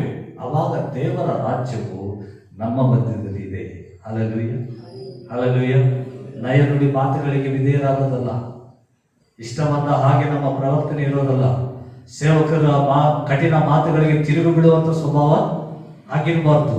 ಸೇವಕರು ಕೊಡುವ ಆಲೋಚನೆಗಳನ್ನ ಅಂಗೀಕರಿಸುವಂತ ಸ್ವಭಾವ ಆಗಿರ್ಬೇಕು. ಅಂತವರ ಮಧ್ಯದಲ್ಲಿ ದೇವರ ರಾಜ್ಯವಿದೆ. ಹಲ್ಲೆಲೂಯಾ. ಈ ದಿನ ನಾವು ದೇವರ ರಾಜ್ಯವನ್ನು ಹೊಂದಿಕೊಳ್ಳುವಂತ ಸ್ಥಿತಿಯಲ್ಲಿ ಇದೀವ. ಯೇಸು ಕ್ರಿಸ್ತನು ಹೇಳಿದ್ರು, ನಿಮ್ಮ ದೇವರ ರಾಜ್ಯವು ನಿಮ್ಮ ಮಧ್ಯದಲ್ಲಿ ಇರಬೇಕಾದ್ರೆ ನಿಮ್ಮಲ್ಲಿರುವಂಥ ರೋಗಗಳನ್ನು ಫಸ್ಟು ತೆಗೆದುಹಾಕಬೇಕು. ನಿಮ್ಮ ರೋಗಗಳಿಗೆ ಟ್ರೀಟ್ಮೆಂಟ್ ನಡೀಬೇಕು. ಅಂದ್ರೆ ನೀವು ಪಶ್ಚಾತ್ತಾಪ ಪಡಬೇಕು. ಯೇಸು ಕ್ರಿಸ್ತನ ಪವಿತ್ರವಾದ ರಕ್ತದಿಂದ ನಿಮ್ಮನ್ನ ತೊಳೆದು ಶುದ್ಧಿ ಮಾಡ್ಕೋಬೇಕು. ಎರಡನೇದಾಗಿ ಸೈತಾನನ ಕೊಡುವಂತ ಪ್ರೇರೇಪಣೆಗಳಿಗೆ ನೀವು ವಿಧೇಯರಾಗಬಾರದು, ಅವುಗಳನ್ನು ಎದುರಿಸಬೇಕು. ಅಲ್ಲೂಯ್ಯ, ಎದುರಿಸಬೇಕು. ಅದು ನಮಗೆ ಅನುಕೂಲವಾಗಿದೆ ಅಂತೇಳಿ ಅದನ್ನ ಮಾತ್ರ ತಗೊಳ್ಳೋದು, ನಮಗೆ ಅನಾನುಕೂಲವಾಗಿದೆ ಅಂತೇಳಿ ಅದನ್ನು ಬಿಟ್ಟು ಬಿಡುವಂಥದ್ದು ಮಾಡಬಾರ್ದು. ಸೈತಾನನ ಕೊಡುವ ಯಾವುದೇ ಆಲೋಚನೆಗಳಾಗಿದೆ. ಬೈಬಲಲ್ಲಿ ಬಿಲಾಮನು ಪ್ರಾರ್ಥನೆ ಮಾಡ್ತಾನೆ, ದೇವರೇ ನಾನು ಈ ತರ ಇಸ್ರಾಯೇಲರನ್ನ ಶಪಿಸಬೇಕು ಅಂತ ಕೇಳ್ತಾ ಇದ್ದಾರೆ, ಹೋಗ್ಬೇಕಾ? ಯೇಸು ಸ್ವಾಮಿ ದೇವ್ರು ಹೇಳ್ತಾರೆ ಹೋಗ್ಬಾರ್ದು. ಅವನು ಬಂದು ಹೇಳ್ತಾರೆ, ನಾನು ಬರೋದಿಲ್ಲಪ್ಪ, ದೇವ್ರು ಹೇಳಿದ್ರು ಹೋಗ್ರಿ. ನೆಕ್ಸ್ಟ್ ಮತ್ತೆ ಬರ್ತಾರೆ. ಅವ್ರು ಹೇಳ್ತಾರೆ, ಮನೆ ಅಷ್ಟು ಬಂಗಾರ ಕೊಡ್ತಾನೆ, ಬೇಕಾದಷ್ಟು ಬಹುಮತಿಗಳನ್ನ ಕೊಡ್ತಾರೆ, ನೀನು ಬರಬೇಕು. ಇವನು ಮತ್ತೆ ಹೋಗಿ ಪ್ರೇಯರ್ ಮಾಡ್ತಾನೆ. ಅಂದ್ರೆ ಅರ್ಥ ಏನು? ದೇವರ ಮನಸ್ಸು ಬದಲಾಗುತ್ತೇನು? ದೇವರ ಮನಸ್ಸನ್ನೇ ಬದಲಾಯಿಸಬೇಕು. ಕೆಲವರು ಪ್ರೇಯರ್ಗಳಂಗೆ ಇವ್ರಿಗೆ ಬೇಕಾದದನ್ನ ಮನಸ್ಸಿಗೆ ಇಟ್ಕೊಂಡು ದೇವರೇ ಹಿಂಗೆ ಮಾಡು, ಹಿಂಗೆ ಮಾಡು, ಹಿಂಗೆ ಮಾಡು. ಇಂಥವ್ರ ಗತಿ ಏನು ಗೊತ್ತಾ? ಬಿಲಾಮಂತರ ಮಧ್ಯದಲ್ಲಿ ಸಾಯುತ್ತೆ. ಹಲ್ಲೆಲೂಯಾ. ದೇವರ ದಾವೀದನು ಹೇಳ್ತಾನೆ, ದೇವರೇ ನಿನ್ನ ಚಿತ್ತಕ್ಕನುಸಾರವಾಗಿ ನಡೀಲಿಕ್ಕೆ ನನಗೆ ಕಲಿಸು. ನೀನು ಏನು ಹೇಳ್ತೀಯೋ ಅದೇ ಕರೆಕ್ಟ್, ಆ ಪ್ರಕಾರವಾಗಿ ನಡೀಲಿಕ್ಕೆ ನನಗೆ ಮನಸ್ಸು ಕೊಡು. ಅನನೀಯ ಯಾರು ಅನನೀಯ? ಸೌಲನಿಗೆ ತಲೆ ಮೇಲೆ ಕೈ ಇಟ್ಟರೆ ಏನ್ ಮಾಡ್ತಾರಲ್ಲ ಆ ಅನನೀಯ ಸೌಲನು ಬರ್ತಾ ಇದ್ದಾರಂತ ಎದುರ್ಕೊಂಡು ಬಚ್ಚಿಟ್ಕೊಂಡು ದೇವ್ರು ಹೇಳ್ತಾರ ರಾತ್ರಿ ಅನನೀಯನೇ ಸೌಲನಿಗೆ ಪ್ರೇಯರ್ ಮಾಡಿ ಹೋಗಿ ಸೌಲನಿಗೆ ಪ್ರೇಯರ್ ಮಾಡಿ. ಇವತ್ತು ಇಲಿ ಹತ್ರ ಬಂದು ಇಲಿಯೇ ಬೇಕು ಊಟ ಕೊಡು ಅನ್ನಂಗೆ ಆಯ್ತು. ಸೌಲಗೋಸ್ಕರ ಪ್ರೇಯರ್ ಮಾಡು ಸ್ವಾಮಿ ಅಂದ್ರೆ ಹೋಗು, ಅವನನ್ನು ನನಗಾಗಿ ನಾನು ಸಿದ್ಧ ಮಾಡ್ಕೊಂಡಿದ್ದೀನಿ. ಹಲ್ಲೆಲೂಯಾ. ಸೌಲ ಅನನೀಯನ ಮತ್ತೆ ಎರಡನೇ ಮಾತು ಮಾತಾಡಿಲ್ಲ, ಸೀದಾ ನೆಟ್ಟನೆ ಬೀದಿಗೆ ಹೋದ. ಸೌಲ, ನಿನಗೆ ದರ್ಶನದಲ್ಲಿ ಕಾಣಿಸಿದ ದೇವರು ನನಗೆ ಹೇಳಿದ್ರು ನೀನು ದೃಷ್ಟಿ ಹೊತ್ತು. ಹಲ್ಲೆಲೂಯಾ. ಇದು ದೇವರ ಪ್ರೇರೇಪಣೆಗೆ ನಾವು ವಿಧೇಯರಾಗುವಂಥದ್ದು. ಅದು ಬಿಡ್ತಾರೆ ತುಂಬಾ ಜನ. ದೇವರ ವಾಕ್ಯಕ್ಕೆ ದೇವರ ಪ್ರೇರೇಪಣೆಗಳನ್ನ ಬಿಡ್ತಾರೆ, ಸೈತಾನನ ಪ್ರೇರೇಪಣೆಗಳನ್ನ ಮಾತ್ರ ಸ್ಟಾಕ್ ಇಟ್ಕೊಂತಾರೆ. ಅಂಥವರ ಮಧ್ಯದಲ್ಲಿ ದೇವರ ರಾಜ್ಯವೂ ಇರೋದಿಲ್ಲ. ಈ ಮಾತನ್ನು ಕೇಳ್ತಿರುವಂಥ ನಾವು, ಕಾಲವು ಸಮೀಪವಾಗಿದೆ, ಅಂತ್ಯವು ಸಮೀಪವಾಗಿದೆ. ನಡೀತಾ ಇರುವಂಥ ಸಂಗತಿಗಳು ನೋಡಿದ್ರೆ ಪ್ರಶ್ನೆಗಳು ಹುಡ್ತಾ ಇದ್ದಾವೆ. ಇನ್ ನೆಕ್ಸ್ಟ್ ಏನಾಗ್ಲಿಕ್ಕಿದೆ ಅಂತ ಸಂದರ್ಭದಲ್ಲಿ ಸ್ವಸ್ಥ ಚಿತ್ತರಾಗಿ, ಎಚ್ಚರಿಕೆಯಿಂದ ಪ್ರಾರ್ಥನೆ ಮಾಡುವವರಾಗಿ, ನಮ್ಮಲ್ಲಿರುವಂಥ ಆ ಅನೀತಿ ಕಾರ್ಯಗಳು, ರೋಗಗಳಂತ ಆ ಕೆಟ್ಟ ಕಾರ್ಯಗಳನ್ನು ಬಿಟ್ಟವರಾಗಿ, ಸೈತಾನನ ಪ್ರೇರೇಪಣೆಗಳನ್ನು ಎದುರಿಸುವವರಾಗಿ ದೇವರಿಗಾಗಿ ದೇವರ ಸನ್ನಿಧಾನದಲ್ಲಿ ನಾವು ನಿಲ್ಲೋಣ. ದೇವರ ರಾಜ್ಯದ ಅನುಭವವನ್ನು ಈ ಲೋಕದಲ್ಲಿ ನಾವು ಅನುಭವಿಸೋಣ. ದೇವರ ಆ ರೀತಿಯಾಗಿ ನಮ್ಮನ್ನು ಸಿದ್ಧಪಡಿಸಲಿ. ಆಮೇಲೆ ತಲೆಗಳನ್ನು ಭಾವಿಸಿ ಪ್ರಾರ್ಥನೆ ಮಾಡಿಕೊಳ್ಳೋಣ. ಎಲ್ಲರ ಎದ್ದು ನಿಂತುಕೊಳ್ಳೋಣ. ಹಾಲೆಲೂಯಾ. ಸ್ತೋತ್ರ. ದೇವರ ವಾಕ್ಯದಲ್ಲಿ ಬರೆಯಲ್ಪಟ್ಟಿದೆ, ಮೊದಲು ದೇವರ ರಾಜ್ಯಕ್ಕಾಗಿ ನೀತಿಗಾಗಿ ತವಕ ಪಡಿರಿ, ದೇವರ ರಾಜ್ಯವನ್ನು ಹುಡುಕಿರಿ. ಈ ಮಾತನ್ನು ಕೇಳಿದಂತ ಪ್ರೀತಿಯ ಸಹೋದರಿ ಸಹೋದರಿ, ಕರ್ತನ ರಾಜ್ಯವು ನಮ್ಮ ಮಧ್ಯದಲ್ಲಿ ಇದೆ. ಯಾರು ಆತನಿಗೆ ಮೆಚ್ಚುಗೆಯಾದ ಜೀವಿತವನ್ನು ಜೀವಿಸುತ್ತಾರೋ, ಶರೀರ ಸಂಬಂಧವಾದ ರೋಗಗಳಲ್ಲದೆ ಆತ್ಮ ಸಂಬಂಧವಾದ ರೋಗಗಳುಳ್ಳವರಾಗಿ ಇರುವವರ ಮಧ್ಯದಲ್ಲಿ ದೇವರ ರಾಜ್ಯವು ಇರೋದಿಲ್ಲ ಎಂಬುದಾಗಿ ಯೇಸು ಕ್ರಿಸ್ತನು ಸ್ಪಷ್ಟವಾಗಿ ಮಾತಾಡ್ತಾ ಇದ್ದಾರೆ. ಅದೇ ವಿಧವಾಗಿ ಸೈತಾನನನ್ನು ಎದುರಿಸಿರಿ, ಅವನು ನಿಮ್ಮಿಂದ ಓಡಿ ಹೋಗುತ್ತಾನೆ, ಆಗ ದೇವರ ರಾಜ್ಯವು ನಿಮ್ಮ ಮಧ್ಯದಲ್ಲಿ ಬರುತ್ತದೆ ಎಂಬುದಾಗಿ ಯೇಸು ಕ್ರಿಸ್ತನು ಹೇಳ್ತಾ ಇದ್ದಾರೆ. ಈ ಉದಯಕಾಲ ಸಮಯದಲ್ಲಿ ಈ ಮಾತನ್ನು ಕೇಳುತ್ತಿರುವಂತ ನಾವು ನಮ್ಮ ಶರೀರದಲ್ಲಿ, ನಮ್ಮ ಆತ್ಮೀಯ ಸ್ಥಿತಿಯಲ್ಲಿ, ದೇವರ ದೃಷ್ಟಿಯಲ್ಲಿ ಪಾಪ ಮಾಡುವವರಾಗಿ, ಅಧರ್ಮವನ್ನು ಹೊತ್ತುಕೊಳ್ಳುವವರಾಗಿ, ದ್ರೋಹ ಮಾಡುವವರಾಗಿ, ದೇವರ ಮಾತಿಗೆ ಅವಿಧೇಯರಾಗಿ ತಿರುಗಿ ಬೀಳುವಂತವರ ಸ್ವಭಾವಗಳು ನಮ್ಮಲ್ಲಿ ಒಂದು ವೇಳೆ ಕಾಣಿಸ್ತಾ ಇದ್ದಾವೆ. ಅಂಥವರನ್ನ ನೋಡಿ ಕರ್ತನು ಹೇಳ್ತಾ ಇದ್ದಾರೆ, ಅವರ ಅಂಗಾಲಿನಿಂದ ಮೊದಲುಗೊಂಡು ತಲೆಯ ನೆತ್ತಿವರೆಗೂ ಸ್ವಲ್ಪವಾದರೂ ಸೌಖ್ಯವಿಲ್ಲ. ಅವರು ರೋಗದಿಂದ ತುಂಬಿಸಲ್ಪಟ್ಟಂತ ಜನ. ಯೇಸು ಕ್ರಿಸ್ತನು ಹೇಳ್ತಿದ್ದಾರೆ, ಆ ರೋಗಿಗಳನ್ನ ಸ್ವಸ್ಥ ಮಾಡಿರಿ, ಆಗ ದೇವರ ರಾಜ್ಯವು ನಿಮ್ಮ ಬಳಿಗೆ ಬರುವುದು. ಅಂತ ಸ್ವಭಾವಗಳನ್ನ ಬಿಟ್ಟು ಮಾನಸಾಂತರ ಹೊಂದಿರಿ, ಆಗ ದೇವರ ರಾಜ್ಯವು ನಿಮ್ಮ ಮಧ್ಯದಲ್ಲಿ ಇರುವುದೆಂಬುದಾಗಿ ಯೇಸು ಕ್ರಿಸ್ತನು ಮಾತಾಡ್ತಾ ಇದ್ದಾರೆ.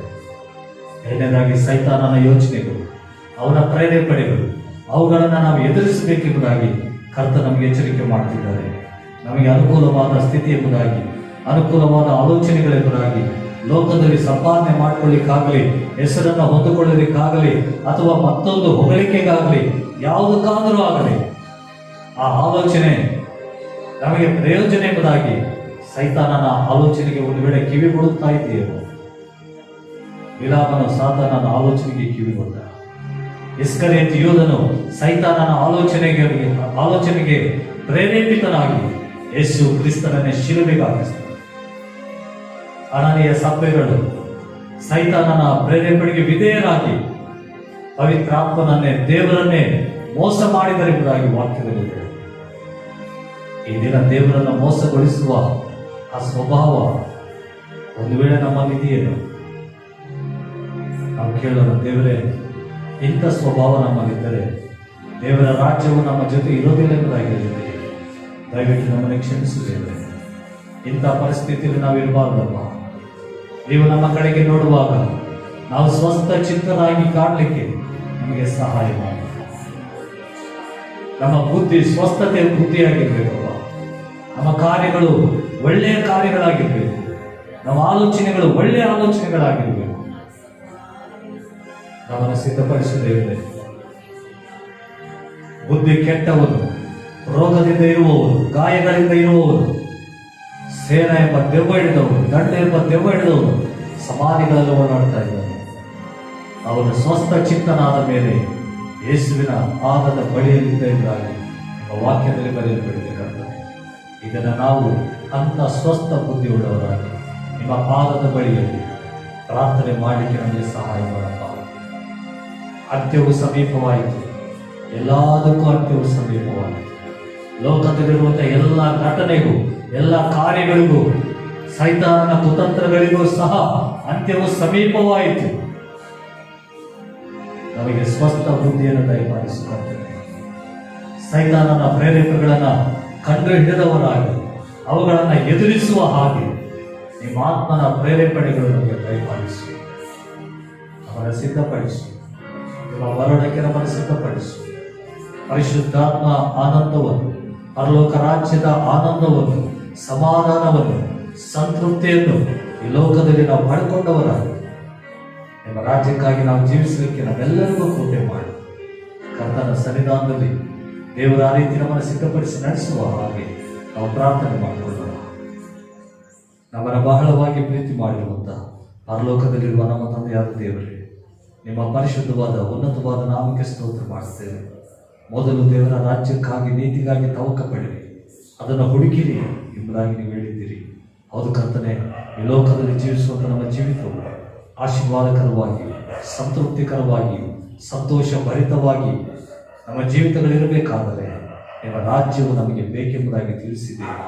ಹೌದಪ್ಪ, ನಿಮ್ಮ ರಾಜ್ಯವು ರೋಗಿಗಳ ಮಧ್ಯದಲ್ಲಿ ಇರೋದಿಲ್ಲ ಎಂಬುದಾಗಿ ಹೇಳಿದ್ದೀರಿ, ದೆವ್ವಗಳ ಮಧ್ಯದಲ್ಲಿ ಇರೋದಿಲ್ಲ ಎಂಬುದಾಗಿ ಹೇಳಿದ್ದೀರಿ. ನಮ್ಮ ರೋಗವು ಹೋಗಿ ಆರೋಗ್ಯವನ್ನು ನಾವು ಹೊಂದಿಕೊಳ್ಳುವುದಾದರೆ, ನಮ್ಮ ಮನಸ್ಸು ಬದಲಾಗಿ ಮಾನಸಾಂತರ ಹೊಂದಿ ನಿಮ್ಮ ರಕ್ತದಿಂದ ನಾವು ತೊಳೆಯಲ್ಪಟ್ಟು ಶುದ್ಧಿಯಾದ ಜೀವಿತ ನಾವು ಜೀವಿಸುವುದಾದರೆ, ಪರಿಶುದ್ಧ ಜೀವಿತ ನಮ್ಮಲ್ಲಿ ಇರುವುದಾದರೆ ಅಲ್ಲಿ ದೇವರ ರಾಜ್ಯ ಇರುತ್ತದೆ ಎಂಬುದಾಗಿ ಹೇಳಿದ್ದೀರಿ. ಸೈತಾನನಿಗೆ ವಿಧೇಯರಾಗದಂತೆ, ಸೈತಾನನ ಪ್ರೇರೇಪಣೆಗೆ ನಾವು ಗುರಿಯಾಗದಂತೆ, ಆ ಪ್ರೇರೇಪಣೆಗಳನ್ನು ನಾವು ಎದುರಿಸಿ ನಿಮ್ಮ ವಾಕ್ಯ ಪ್ರಕಾರ ಆತ್ಮನ ಪ್ರೇರೇಪಣೆಗಳಿಗೆ ನಾವು ವಿಧೇಯರಾಗಿ ಜೀವಿಸುವುದಾದರೆ ಅಲ್ಲಿ ನಿಶ್ಚಯವಾಗಿ ದೇವರ ರಾಜ್ಯವು ಇದೆ ಎಂಬುದಾಗಿ ತಿಳಿಸಿರಿ ಎಂಬುದಾಗಿ ನೀವು ಹೇಳಿದ್ದೀರಿ. ಹೌದಪ್ಪ, ನಿಮ್ಮ ವಾಕ್ಯದ ಪ್ರೇರೇಪಣೆಯಲ್ಲಿ, ನಿಮ್ಮ ಆತ್ಮನ ಪ್ರೇರೇಪಣೆಯಲ್ಲಿ ನಾವು ಮುಂದೆ ಸಾಗಲಿಕ್ಕೆ ನಮಗೆ ಸಹಾಯ ಮಾಡಿ. ಸೈತಾನನು ಎಷ್ಟೋ ರೀತಿಯಲ್ಲಿ ನಮ್ಮನ್ನು ಪ್ರೇರೇಪಿಸುತ್ತಾನೆ.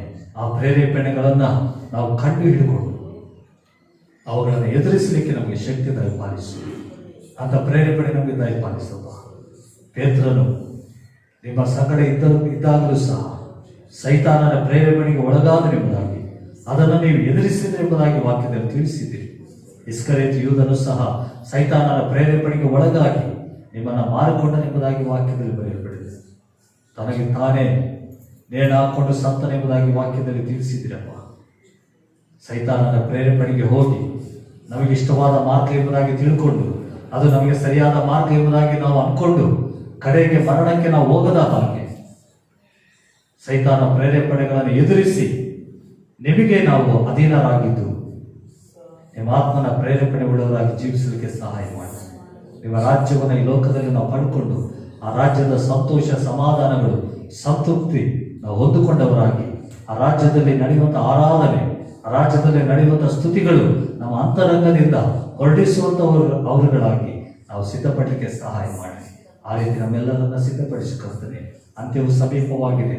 ನಮ್ಮ ಬುದ್ಧಿ ವಕ್ರ ಬುದ್ಧಿ ಉಳ್ಳವರಾಗಿ ನಾವು ಜೀವಿಸದಂತೆ, ವಕ್ರ ಬುದ್ಧಿ ಉಳ್ಳವರಾಗಿ ಪಾಪದ ಕಡೆಗೆ ನಮ್ಮ ಮನಸ್ಸು ಸೆಳೆಯದ ಹಾಗೆ ಕರ್ತನೆ ಸ್ವಸ್ಥ ಬುದ್ಧಿ ಉಳ್ಳವರಾಗಿ ಎಚ್ಚರವಾಗಿ ಪ್ರಾರ್ಥನೆ ಮಾಡುವಂತೆಯೂ ನಿಮ್ಮ ಬರಣಕ್ಕಾಗಿ ನಾವು ಸಿದ್ಧಪಡುವಂತೆಯೂ ನಮ್ಮೆಲ್ಲರಿಗೆ ಕೃಪೆ ಮಾಡಿ ನಡೆಸಬೇಕಾಗಿ ನಾವು ಹೇಳುತ್ತೇವೆ. ಬಂದಂಥ ಪ್ರತಿಯೊಬ್ಬರನ್ನು ನೀವು ಆಶೀರ್ವದಿಸಿ, ಬೇಕಾದ ಆರೋಗ್ಯ, ಕ್ಷೇಮ, ಆವಿಷ್ಕಾರ ದಯಪಾಲಿಸಿರಿ. ನಂಬಿಗಸ್ತರಾಗಿ ಸಾಕ್ಷಿಯಾಗಿ ನಿಲ್ಲುವಂತೆ ಸಹಾಯ ಮಾಡಿ.